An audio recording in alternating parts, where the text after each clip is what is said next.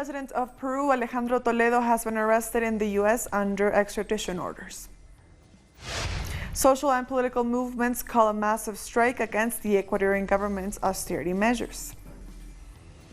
And the family of Eric Garner vowed to continue the fight for justice after the U.S. Justice Department announces no charges will be brought against the police officers who killed him. Hello and welcome to Telesur English. I am Estefania Bravo. This is from the South.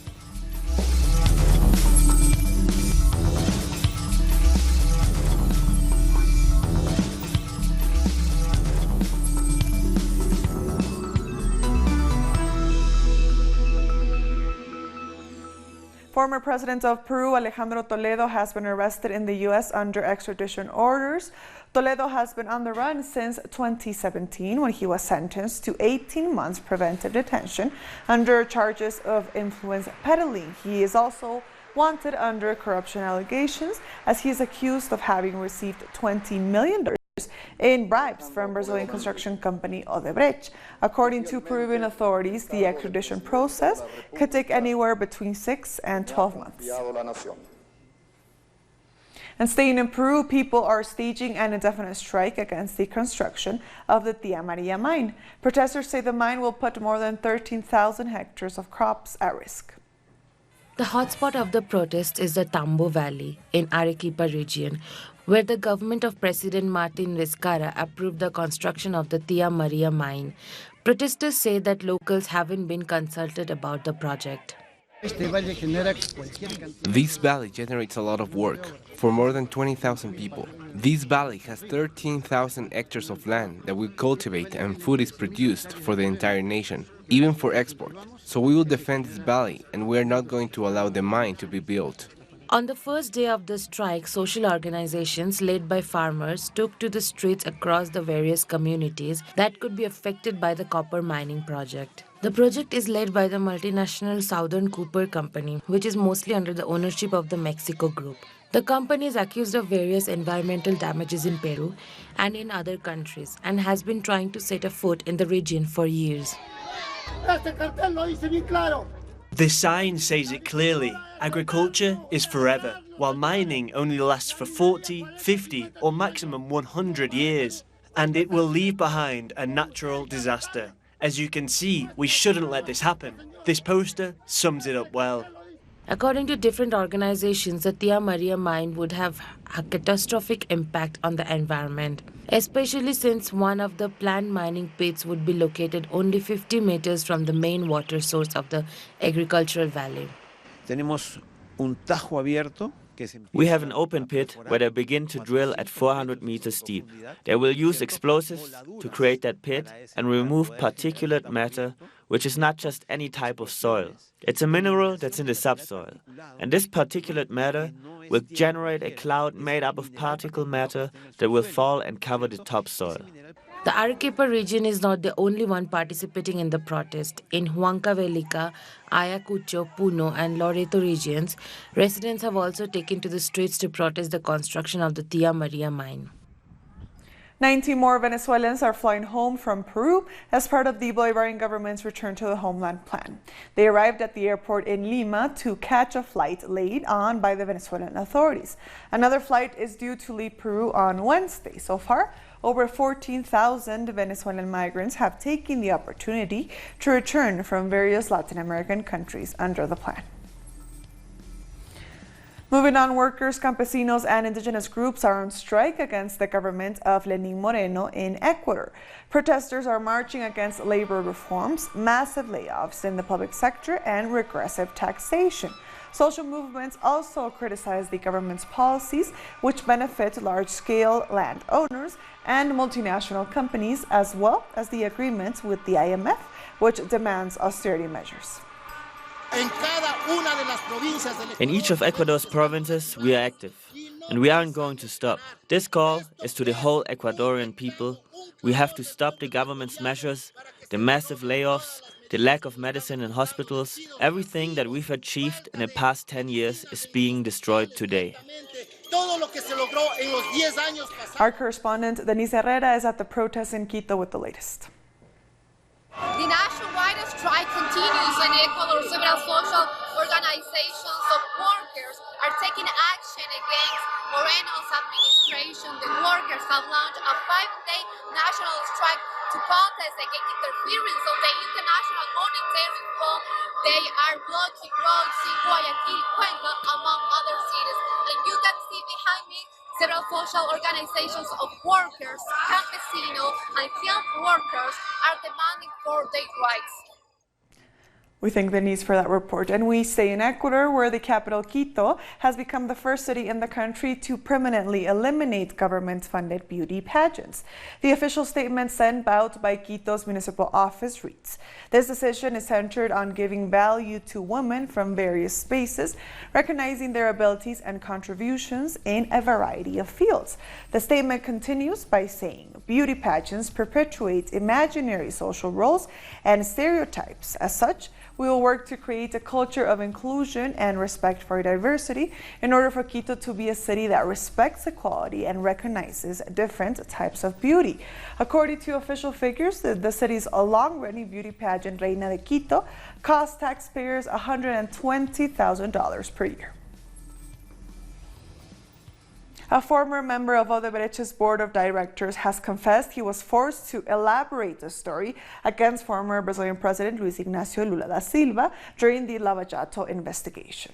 During his most recent testimony at a court in Sao Paulo, Carlos Armando Paschoal, a former superintendent at the construction company, said he was forced into implicating the former president by testifying about alleged crimes Paschoal had no involvement in. Paschoal says he decided to provide this new testimony after The Intercept revealed that current Justice Minister Sergio Moro and the Lava Jato prosecutors colluded to keep Lula from running for office in 2018. Indigenous communities are protesting across Brazil against the government's decision to cut their health care services. Ignacio Lemus reports from Paraty, between Rio de Janeiro and Sao Paulo. Saludos, estudios. We're on the Rio Santos road linking the two richest cities in Brazil, just outside the town of Paraty. Here, the Guarani people of the Paraty Mirim community are blocking the road to protest against the closure of the Secretariat of Indigenous Health by the government of Jair Bolsonaro. After the government earlier this year pushed out the Cuban doctors who served many indigenous communities, it has now axed the Indigenous Health Service itself. That's why indigenous peoples throughout Brazil are blocking roads to protest against these policies that target Mother Earth and the communities that defend Mother Earth. We thank Ignacio Lemus for that report. Police in Puerto Rico have injured at least 14 people while repressing massive protests in San Juan that demanded the resignation of Governor Ricardo Rosselló. They are now into their 4th day. Last night, riot police fired tear gas and pepper spray into a crowd of thousands, marking an escalation of the political crisis that began over the weekend, when a social media chat between high-ranking political figures administered by Rosselló was leaked, revealing homophobic, racist, and misogynistic discourse. Protesters say demonstrations against the governor will continue until he leaves office, as the scandal shows no sign of going away. It was time for Puerto Rico to wake up and rise up against the oppressors, and we want to force the resignation of Governor Ricardo Rosselló. He does not deserve the job he has, and the people have spoken. Even if the legislature does not care one dime about the people, they are there because of us, and we are showing them, giving them a lesson that they have to remember. We pay their wages. We'll be back very soon. Stay with us.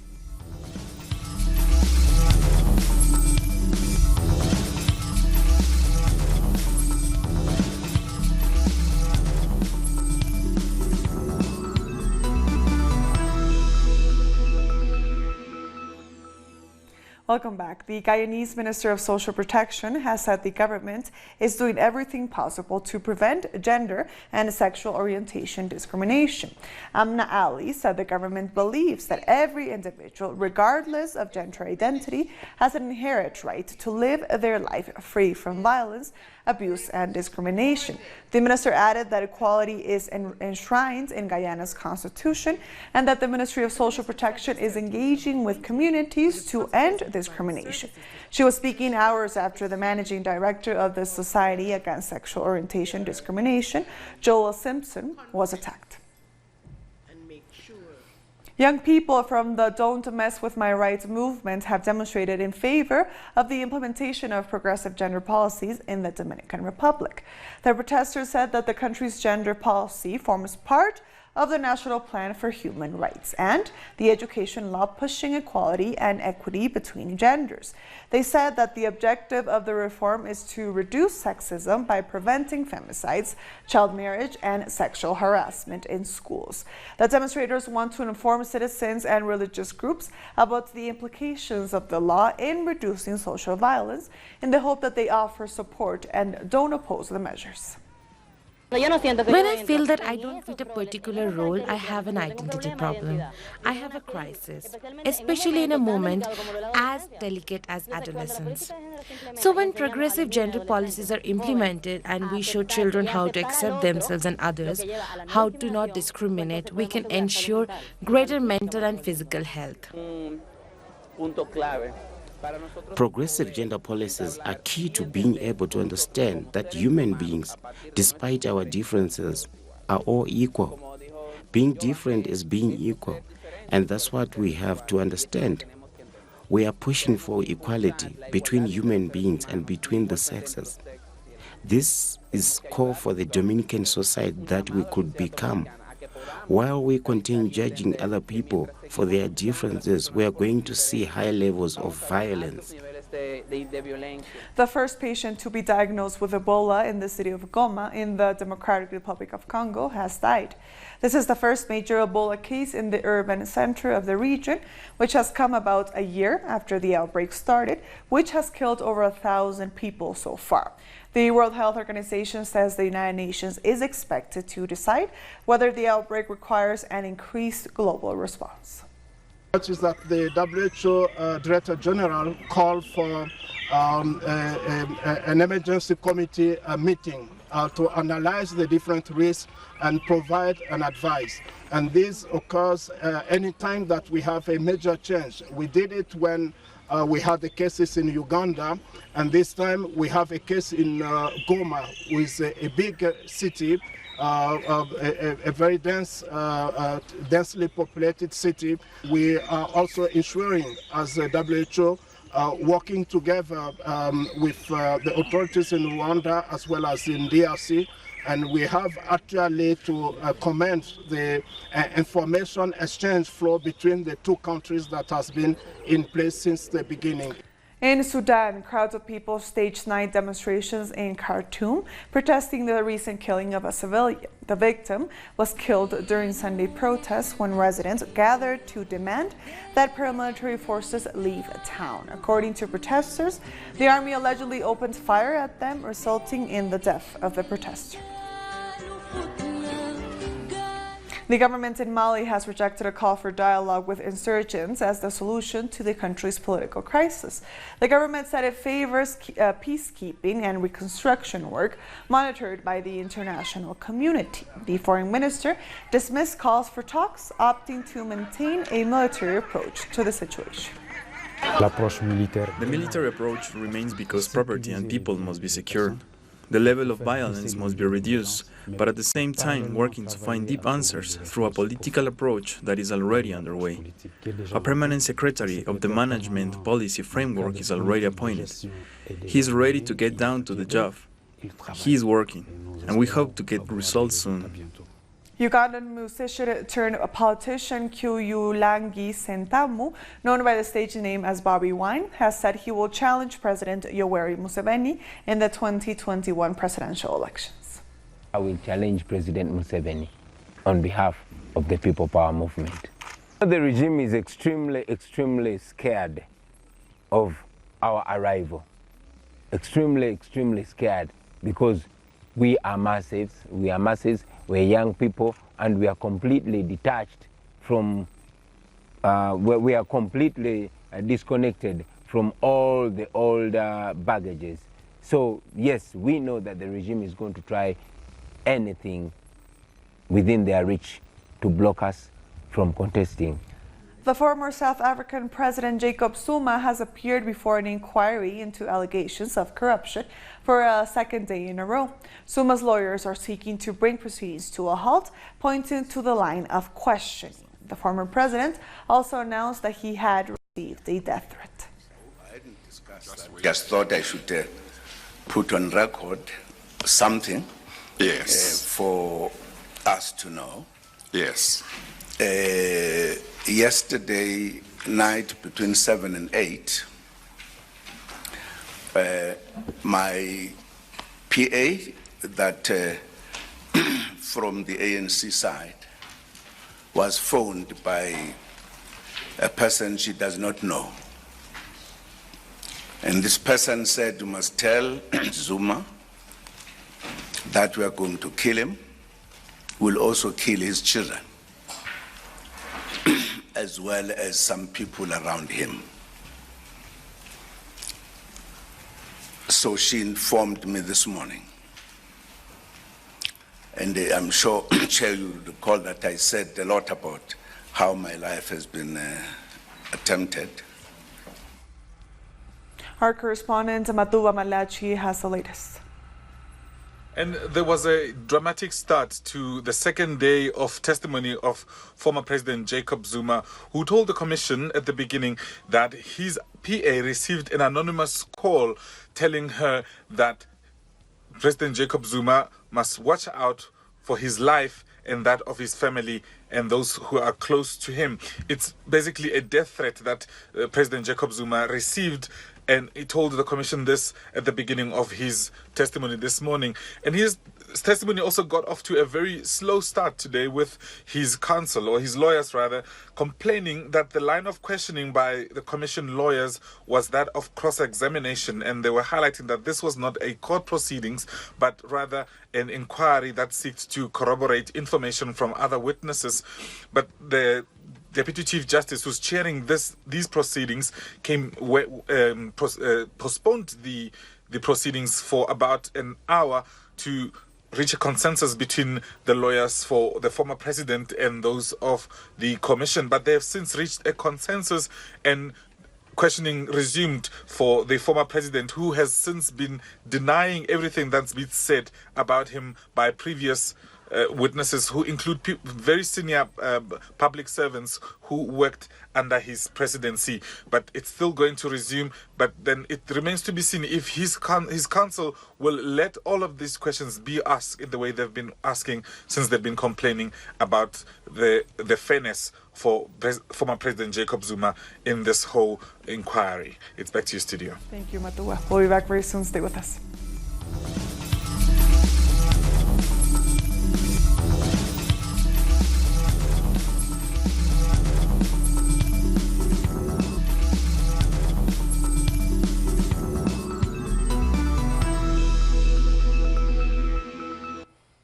Welcome back. The United States Justice Department has announced it will not bring federal charges against the New York City police officer over the death of Eric Garner. Garner died 5 years ago during an arrest when the police placed him in a chokehold, killing the 43-year-old. He had been accused of selling single cigarettes outside a store on Staten Island. Garner's death ignited nationwide protests, and his family members have vowed to continue seeking justice, expressing outrage with the latest ruling. No, there won't be no peace, no justice, no peace. I'm here for Alyssa, I'm here for Kaylee, and I'm here for Egypt. They have to watch their grandfather be killed on TV every time the news comes on. They have to watch as we go through this, and we are emotional because we have to be strong for these children. So no, we will not rest. No, we will not be calm. De Blasio, what's up? When are you going to fire this officer? Police have arrested several people in New York as they protested against raids by the United States Immigration and Customs Enforcement Agency, commonly known as ICE. The activist group Rise and Resist blocked traffic in central New York, calling for the closure of ICE and its detention centers. According to reports, around 40 people were arrested. Protests have been taking place across the United States after President Donald Trump vowed to launch mass deportation raids over the weekend. our government's policies. I don't even want to name the president who's involved, but he is responsible for putting children in camps, for not giving them food or medical attention, and for imprisoning children who need to be with their parents. We want those camps closed. This is not an American policy. This is not a democratic policy. History is repeating itself in the ugliest way imaginable. And the mayor of New York and Democratic presidential hopeful Bill de Blasio said that 3 ICE raids took place in the city over the weekend. This is what we know at this hour. 3 situations yesterday that we have confirmed, and you indicated them, involved ICE agents, duly confirmed by eyewitnesses. We're convinced that's what it was. In no case did the ICE agent find the individual they were looking for. And then at this hour today, Beta just checked again, literally no activity yet today. So I want to remind people, one, remember a few weeks back, the President of the United States said he was going to literally deport all undocumented people and it was going to be a massive raid starting right away, and that didn't happen. I don't know what's happening in other cities. I don't know what you guys are hearing. I do know this is not about the security of the people of this country, and it's not about enforcing the law. This is a political act by this president. He has politicized a United States government agency to help him win re-election. That's what's happening right now. And he's stoking fear, and he's trying to pit immigrant against citizen in a way that's very, very cynical. But then when the moment of truth comes, suddenly it's all fear, no action. So I hope there is no action, because I think it's a horrible, horrible effort. But at this moment, nothing. Meanwhile, new U.S. migration regulations have come into force, which disproportionately affect asylum seekers from Central America.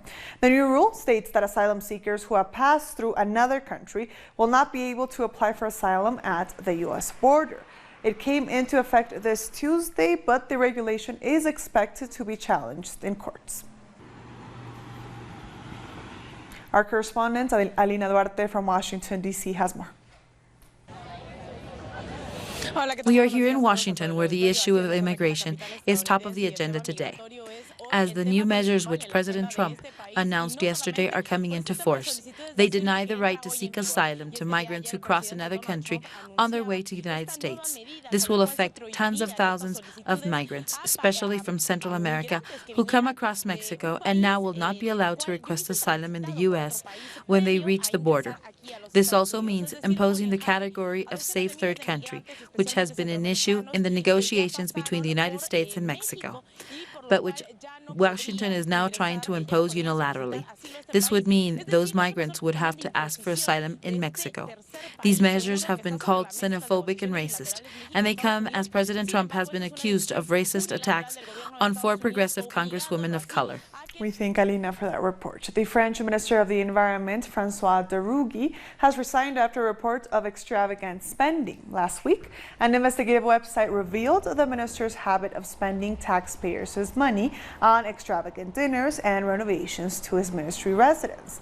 In his resignation letter, Rugy said he's stepping down because the effort required to fight the accusations would compromise his ministerial duties, adding that he had already filed a criminal complaint against the website which reported on the allegations. He is the 4th minister to step down since Emmanuel Macron took office in 2017. Croatian firefighters have put out the last few pockets of flames from a forest fire that broke out around a music festival on the island of Pag over 12 hours after it broke out. More than 60 firefighters and 21 vehicles were deployed along with 3 fire-suppressing aircrafts. Organizers of the Fresh Island Fest said the fire forced the evacuation of festival goers to a nearby parking area. The fire was under control by late morning and was limited to underbrush and not threatening any buildings, firefighters said. An investigation is ongoing to find the cause of the fire. And with that story, we've come to the end of this news brief. These and other stories, as always, find them on our website at telesurenglish.net. And also join us on social media. We are on Facebook, on Twitter, and on Instagram. For Telesur English, I am Estefania Bravo. Thank you for watching.